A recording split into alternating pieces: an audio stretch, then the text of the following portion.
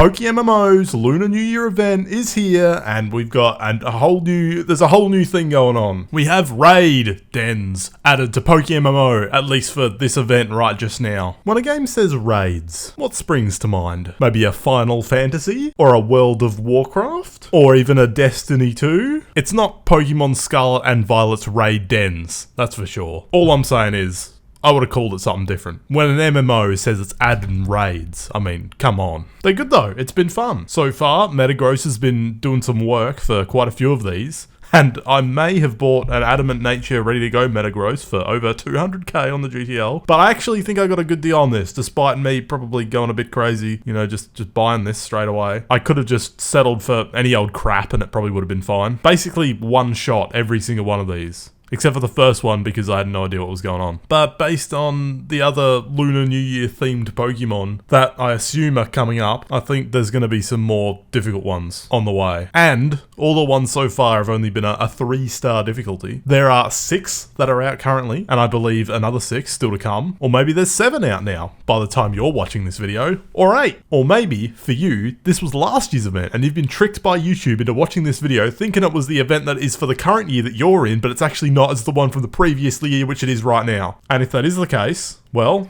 that's good for me. I'm getting some free watch time out of it. How good's that? Anyway, once they're all out, hopefully Shaman will be available without too much more hassle. There is some weird tablets going around, but I don't know what the hell. I don't know what's going on with that. Now we get on to my favorite part of the event, just catching a bunch of guys.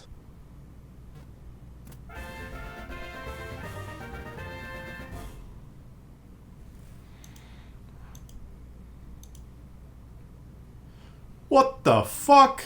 I love catching guys. Just let me do that all day. And I mean, that is literally what this is. Just catch guys all fucking day. Who would have thought netballs would be the best ball in the game? Turns out, when you use soak, it makes them count as a watertight, obviously, but it gives you full benefit from the netballs. And that's like a 3.5x to your catch rate that you can basically just apply to anything for free. And if you've already got a Smeagol with soak for ghost types or whatever, you're pretty much just good to go with that. I don't think I'm ever going to use another ball ever again, except for quick balls. Or if they nerf it. I keep needing to buy them though. I've already had to sell a bunch of cherish balls because I needed to buy more balls to actually catch with. So you catch the swarm Pokemon and you trade them into one of the cunts in one of the towns. It's simple enough. Every 8 you trade in, you get a cherish ball. And they're like 50k-ish on the GTL depending on market forces and whatever. It is a little bit annoying having to individually, you know, take all the Pokemon out of your box and then run over to the person and then talk to them and then give them each Pokemon individually. You know, it'd be nice if you could just, I don't know, open your box interface and select them from there and give it, but you know, whatever, what are you gonna do? Oh, and for every 40 Pokemon you turn in,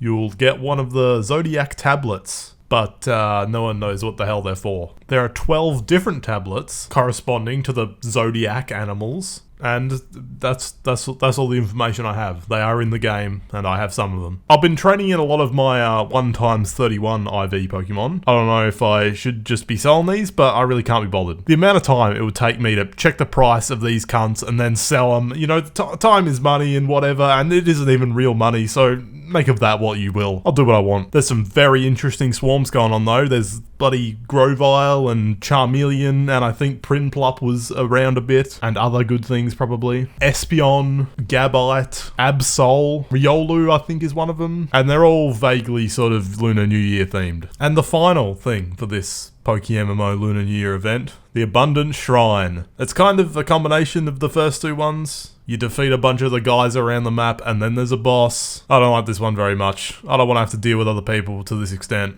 I mean, you do sort of have to deal with other people to defeat the raid bosses, but it's a lot less. You basically, you select your starter Pokemon, which you sort of become, and then you run around for a bit defeating Pokemon, and then as you defeat them, you unlock them to claim them to your party, and then you can put them in your party, and then you can evolve them or whatever, and then eventually, once you've defeated enough, you get to a boss wave, and you gotta defeat the Nian boss, and then I don't know what happens after that, because I haven't gotten to that stage yet. I've only played this a little bit, really. But you get the red envelopes from this one, and I believe you get the lucky ones from defeating Nian some amount of times. I'm not exactly sure. Look, I don't know much about this one. Alright, I haven't done it very much.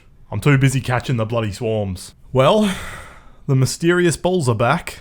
this time in cherish ball form. And let me tell you, the drop table for these cherish balls is they've gone all out. There's some crazy guys you can get in these. Only a 1 in 6,000 chance of a shiny though, so that's slightly different to some of the other ones. I don't think I like mysterious balls very much. I find them a little concerning. The best rate of a shiny Pokemon you can get from the mysterious cherish balls with the buffs that buff shiny rate is 1 in 4,860. So, you know, assuming you go on rate for a shiny, it's not exactly like it's a cheap endeavor. But these cherish balls have some very good Pokemon available in the drop table. It seems to have a rare drop table and a not rare drop table. Word on the street is you have about a 10% chance to hit the rare drop table and a 90% chance to hit the rest of it. The non-rare drop table includes Altaria, Ampharos, Haxorus, Dragonite, Druddigon, Garchomp, Gyarados, Hydreigon, Kingdra, and Flygon. And the rare drop table includes Sceptile, Charizard, Salamence,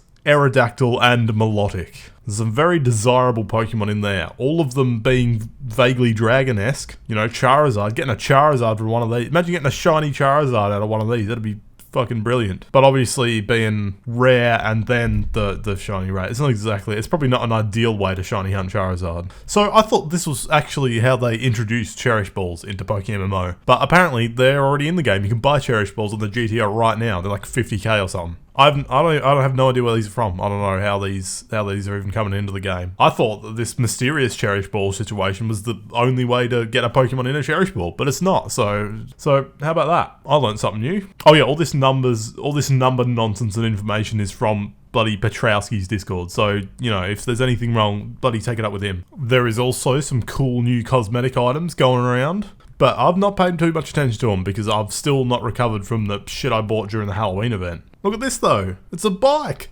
but it looks like a dragon. This event still has like 10 days or something left. So if you haven't started yet and were thinking it was too late to get into it, well, it isn't. You've got plenty of time. There's a new raid released each day, and I'm pretty sure once they've been released, you can just do them whenever. It's not like you don't have to wait for them to come up on some weird rotator or anything. And they all have matchmaking. I forgot to mention that earlier, but the matchmaking is great. For Abundant Shrine and raids, that's fantastic. That's beautiful. Just great. That's perfect. Yeah, good. Keep that. Good, yes, please. So, Lopunny is featured heavily in this event, which is good. The sexiest Pokemon. Get that in the thumbnail.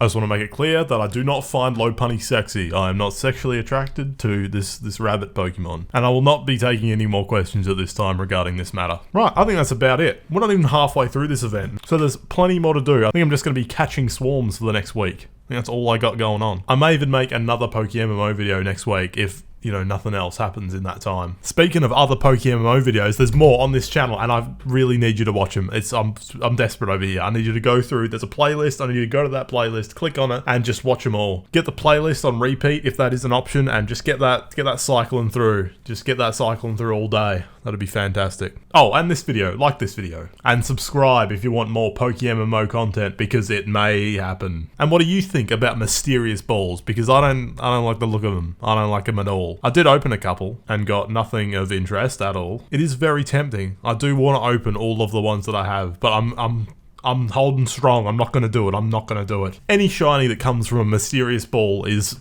unethical. Alright, that's it. I'm out of here. Okay. See ya.